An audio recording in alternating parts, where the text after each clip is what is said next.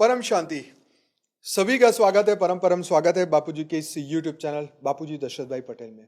मैं हूं अनंत और आज हम बहुत बढ़िया बात करने वाले हैं विनाश मतलब प्रलय के बारे में। तो सभी धर्मों ने प्रलय के बारे में क्या कहा है आज हम ये समझेंगे।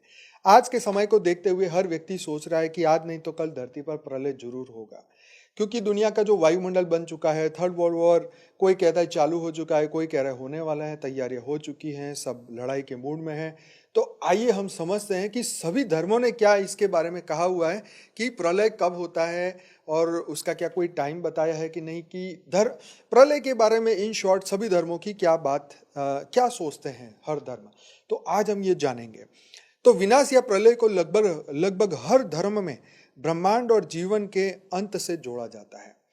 इसे विभिन्न नामों और अवधारणाओं के साथ प्रस्तुत किया गया है। विनाश को अक्सर किसी बड़े बदलाव या नए सृजन के लिए आवश्यक चक्र के रूप में देखा गया है। यहाँ प्रमुख धर्मों में विनाश की अवधारणा का विवरण दिया गया है। अब हिंदू धर्म की बात करें तो विनाश की अवधारणा, हिंदू धर्म में विनाश को प्रलय कहा गया है। यह सृष्टि पालन और विनाश का जो एक चक्र है, जिसे सृष्टि चक्र का यह हिस्सा बताया गया है, जिसमें ब्रह्मा सृजन करते हैं, विष्णु पालना करते हैं और शिव जो है विनाश करते हैं। ये त्रिदेव शिव के विनाशक ये कहा गया है। मतलब भगवान शिव ने जब रचना की, ब्रह्मा विष्णु शंकर को बनाया और तीनों को ये ड्यूटी दी। तो अब आता है नित्य प्रलय, जो हर दिन की समाप्ति पर यह होता है नित्य प्रलय। नैमित्तिक प्रलय जो ब्रह्मा के एक दिन, जिसे कल्प कहते हैं, उसके अंत में होता है। तीसरा होता है प्राकृत प्रलय, ब्रह्मांड के संपूर्ण विनाश का जो समय है। आगे है अत्यंतिक प्रलय, आत्मा का परमात्मा में विलय हो जाना। शिव पुराण और भागवत पुराण में प्रलय के बताया हुआ है कि प्रलय के समय आग, जल और अन्य प्राकृतिक शक्तियों से सृष्टि का विनाश होता है और फिर नई सृष्टि की शुरुआत होती है। जब अधर्म बढ़ता है और धर्म घटता है तो भगवान कहते हैं कि मैं विनाश करता हूं। तो ये भगवत गीता में श्लोक 7 से 8 में और अध्याय 4 में बताया हुआ है। अब इस्लाम धर्म कहता है कि इस्लाम में विनाश को कयामत का दिन कहा गया है, डे ऑफ जजमेंट कहा गया है। यह वह दिन है जब पूरी दुनिया का अंत होगा और हर जीवित आत्मा अल्लाह के सामने पेश होगी। तो मुख्य सिद्धांत यह है कि कयामत के दिन हर चीज नष्ट हो जाएगी और नई सृष्टि मतलब आखिरी फैसला उस दिन होगा। अच्छे कर्म वालों को जन्नत मतलब स्वर्ग मिलेगा और पापियों को जहन्नुम मतलब नरक में भेजा जाएगा। कुरान का जो वर्णन है उसमें कहा है कि जिस दिन सूरज और चांद मिल जाएंगे और पहाड़ धूल बन जाएंगे।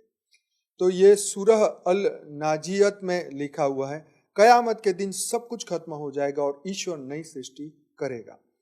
ईसाई धर्म में कहा है कि ईसाई धर्म में इसे apocalypse, the end of the world कहा गया है। बाइबल में इसे अंतिम दिन का उल्लेख है जब ईश्वर न्याय करेंगे।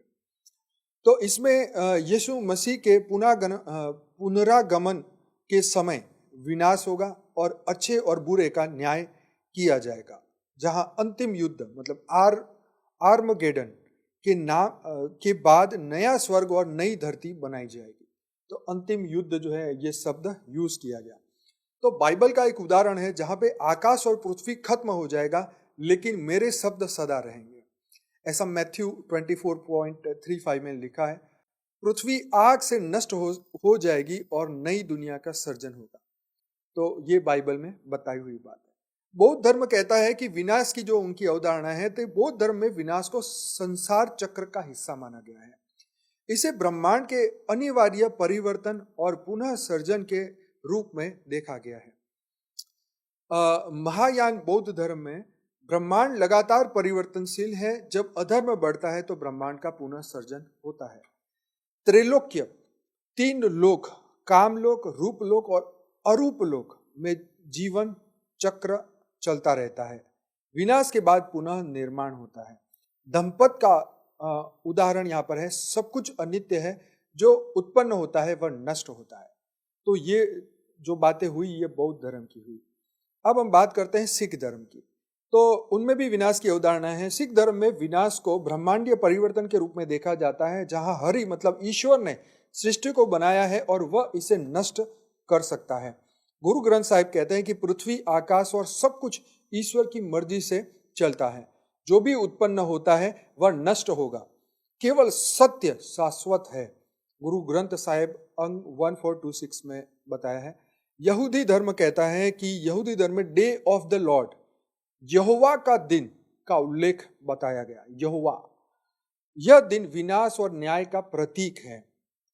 विनाश के बाद नया युग आएगा जिसमें केवल धार्मिक और धर्मनिष्ठ लोग रहेंगे। तोरा मतलब यहूदी धर्म ग्रंथ है। यहोवा सब कुछ नष्ट करेगा और धर्मी लोगों का नया जीवन देगा। यह बात उनके धर्म ग्रंथ में लिखी है।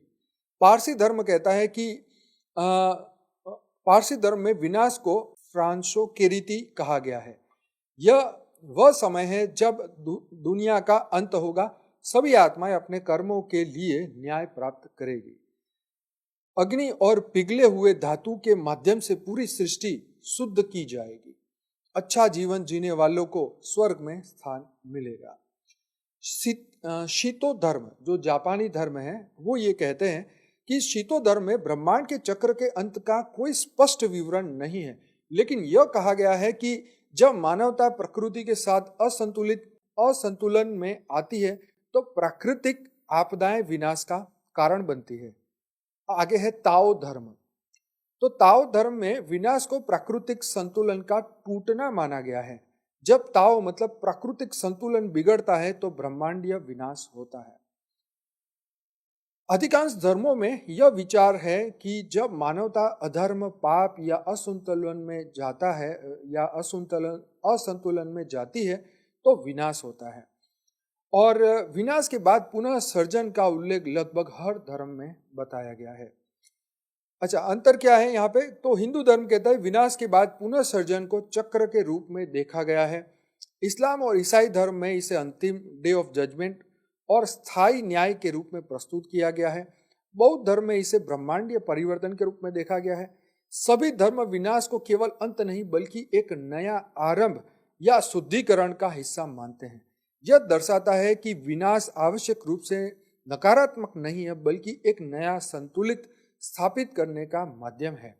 विनाश को ब्रह्मांडीय चक्र का हिस्सा मानकर धर्म मानवता को अधर्म से बचाने और सृष्टि के साथ सामंजस्य बनाए रखने का संदेश देता है। तो भाई देखो, विनाश तो सब जानते हैं, लेकिन हमारे सनातन धर्म में कहा है कि जब विनाश होगा तो जब नया सृजन होगा। तो हमारे शास्त्रों में यह भी उल्लेख है कि जब शिव सूर्य में प्रवेश करते हैं या भगवान विष्णु जो है वो 12 सूर्यों की अग्नि पैदा करते हैं, जैसे इसी सभी में बताया गया है कि अग्नि तत्व बढ़ जाता है पृथ्वी पर, तो पूरी सृष्टि जो है उसका नाश होता है और दोबारा जो जिस योनि में है, जो जीव जिस योनि में है, शिव उसे अपने अंदर समा लेते हैं और फिर शिव कुछ समय बाद पुनः फिर स्थापना करते हैं और नई सृष्टि बनाते हैं। तो आपने देखा कि हर धर्म के अंदर पुनः सृजन मतलब नई दुनिया बनाने के बारे में कहा है। तो खैर, विनाश ये पार्ट ऑफ ये ड्रामा है। सृजन भी होता है, विनाश भी होता है। आप देखें तो हमारे सनातन धर्म में तो कई बार ये चक्र चल चुका है। ये कोई पहली बार विनाश नहीं हुआ और ना ही कोई पहली बार सर्जन हुआ है, ये कई बार हो चुका है। तो हमें ये इससे डरना नहीं है, हमें जागृत होना चाहिए, हमें अपनी अवेयरनेस बढ़ानी है। ये धरती का ड्रामा है, ये धरती लोक पे ये होता ही रहता है। ये मृत्यु लोक है, बापूजी बोलते हैं ना। तो अमर लोक कहाँ है? तो अमर लोक के बारे में जानना चाहिए। तो अमर लोक कैसा होता है, क्या होता है, तो आपको पूरा ब्रह्मांड का आदि मध्य और अंत समझना पड़ेगा। तो जरूर से हमारी चैनल को सब्सक्राइब करिए और बापूजी के इस बेहद के ज्ञान को सुनिए।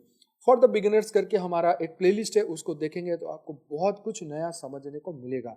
वैसे मैं डेली रात को 10 से 11 इसी चैनल पे लाइव मेडिटेशन कराता हूँ और 1200 से अधिक वीडियोस आ चुके हैं और हमने इस विषय पे तो बहुत बात की है।